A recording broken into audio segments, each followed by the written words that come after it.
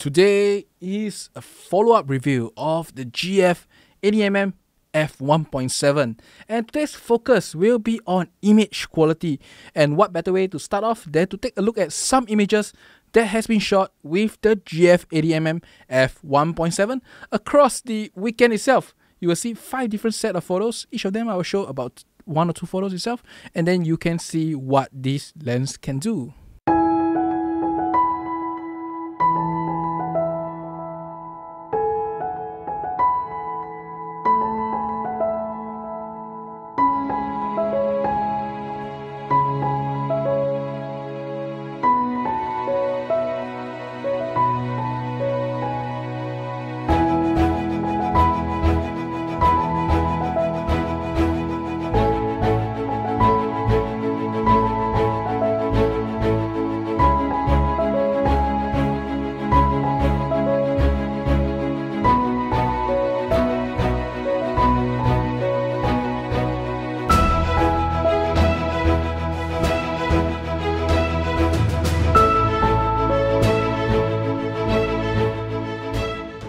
I'm Richard and welcome to ZP Productions. I think you've pretty much seen the images that I've shot with the GF80mm f1.7. Just to note, those shoots are my little pet projects and they are done across the entire weekend. I mean, there were 5 different sets or 4 different sets depending on whether I can get it out by the time I finish this review.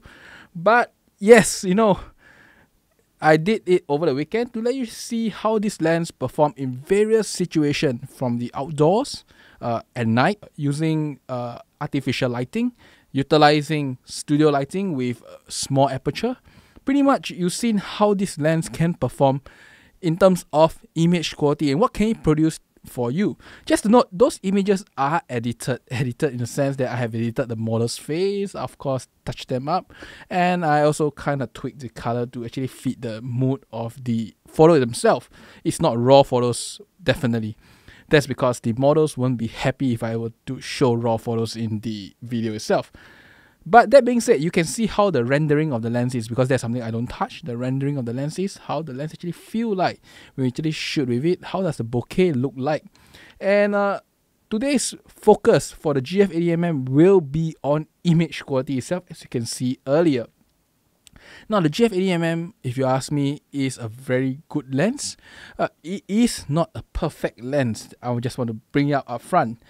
In terms of perfect lens, if you ask me, the GF110 is a more perfect lens. When I mean perfect lens, I mean perfect in terms of optical quality, perfect in terms of chromatic aberrations, perfect in terms of sharpness to the corner. The 110 is a more perfect lens. Now, today I won't be talking about synthetic tests, because if you want to talk about synthetic tests, you want to take a look at how I feel about the external of this lens, take a look at my previous review up there. It will cover all of that already. Today really is talk about my field experience with this lens itself. And I will tell you that firstly, this lens, when you use outdoor, is a lot easier to use. It is shorter and it is quicker, especially for my night shoot with Ryuki, the one that you see with Akali. It is a lot easier to use this lens out in the field compared to the 110, definitely. And in terms of its rendering, you can see that the rendering itself, how do I put it? I won't say that it is smoother than the 110 most of the time. In fact, I would say it depends on the situation. There will be maybe 60-70% of the time where this lens renders slightly smoother than the 110, and that's because of the bokeh balls. In fact, let me zoom in one of the bokeh balls to show you what I mean. You can see that the 110 has a bit of a ring inside the bokeh ball itself, while the GF80mm is relatively flat and smooth. So that is something to note. So already the GF80mm will and should produce a slightly smoother bokeh.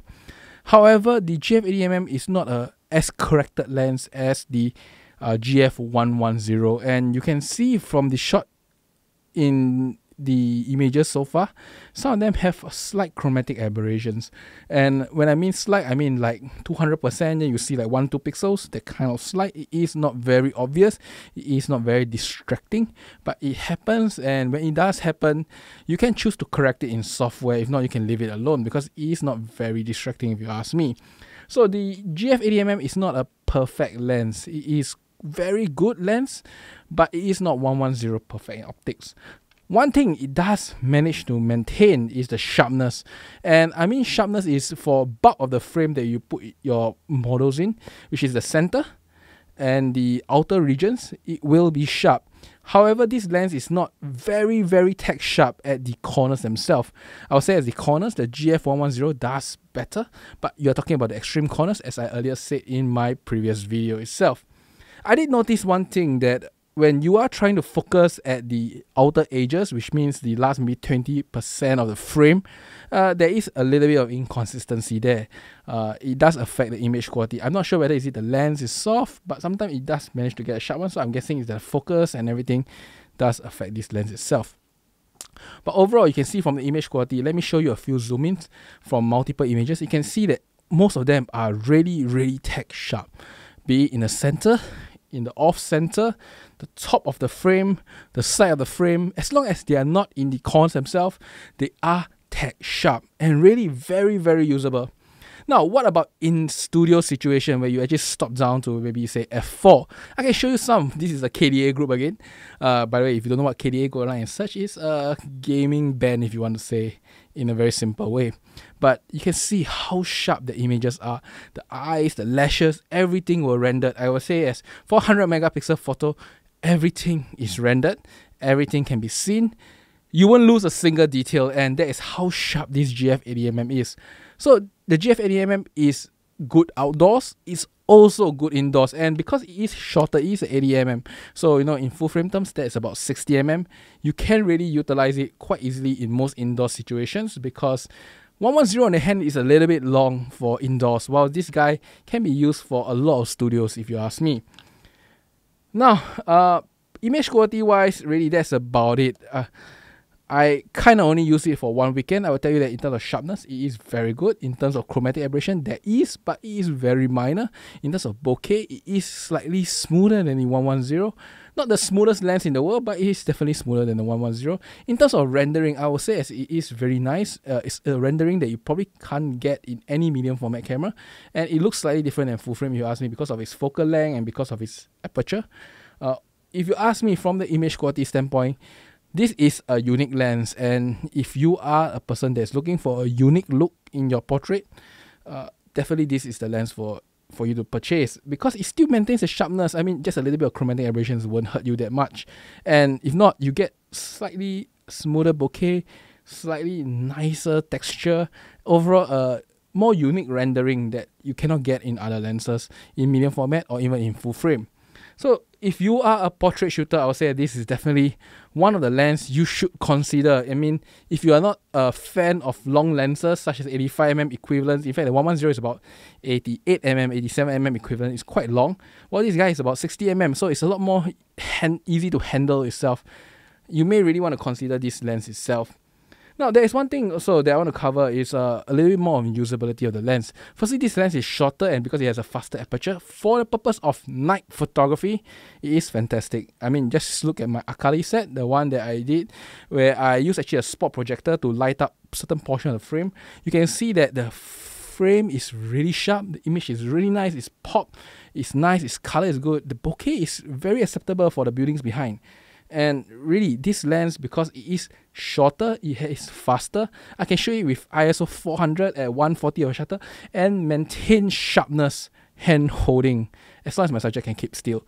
I mean, if I was using a 110 f2, firstly, I would have to get penalized by half a stop, so I need half a stop more ISO or half a stop more shutter, and I also need about another half a stop more in terms of its shutter speed, because just to make sure that the image is sharp itself. The 110 is longer lens, so this lens is definitely more useful if you're doing night portraiture, especially if you're using LED lights or available light for the purpose of photography. If you're using flash, it doesn't matter, but for available photography, available light photography and LED lightings, you probably want this lens more than the 110 f2.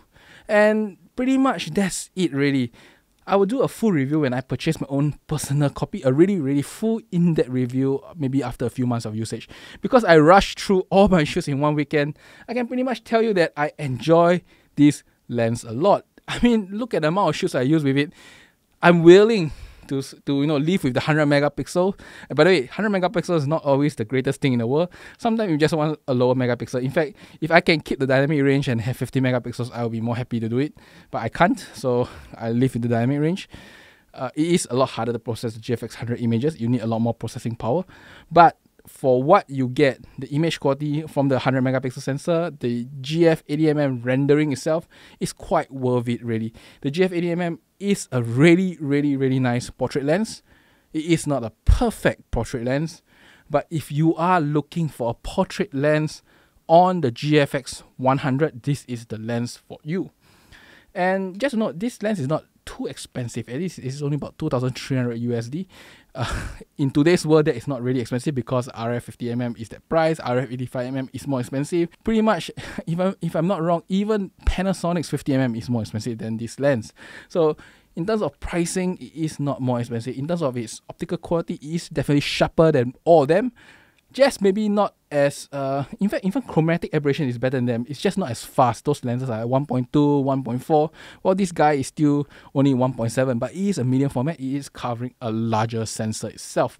And that's about it for today, really. I just want to share with you my final look at this lens here till I get my final copy itself, till I get my own copy itself.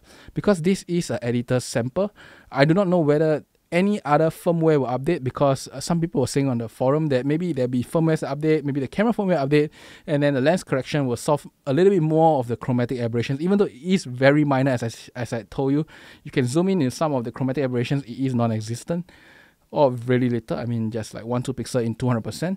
So really, maybe when the final retail copy comes out and I have my own one, I'll do a final copy review, which I will probably spend at least a month or two to take photos and get back to you guys on it again. And that's about it for today's look at the 80mm f1.7 by Fujifilm.